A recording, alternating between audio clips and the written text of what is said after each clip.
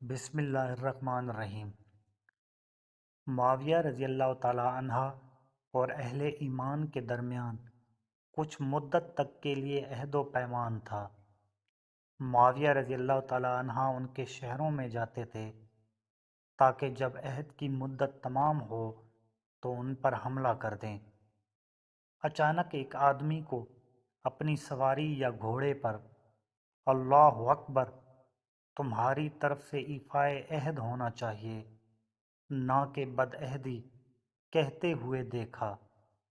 وہ عمرو بن ابسہ رضی اللہ تعالی عنہ تھے، تو معاویہ رضی اللہ تعالی عنہ نے اس سے اس کے بارے میں پوچھا تو انہوں نے کہا، میں نے رسول اللہ صلی اللہ علیہ وآلہ وسلم کو فرماتے سنا ہے، جس آدمی کے اور کسی قوم کے درمیان عہد و پیمان ہو تو جب تک اس کی مدت ختم نہ ہو جائے یا اس عہد کو ان تک برابری کے ساتھ واپس نہ کر دے، ہرگز عہد نہ توڑے اور نہ نیا عہد کرے۔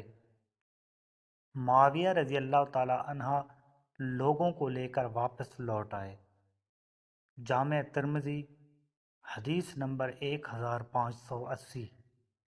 عبداللہ بن عمر رضی اللہ تعالی عنہما کہتے ہیں کہ میں نے رسول اللہ صلی اللہ علیہ وآلہ وسلم کو فرماتے سنا ہے، بے شک بدعہدی کرنے والے کے لیے قیامت کے دن ایک جھنڈا نصب کیا جائے گا۔ جامع ترمذی حدیث نمبر 1581۔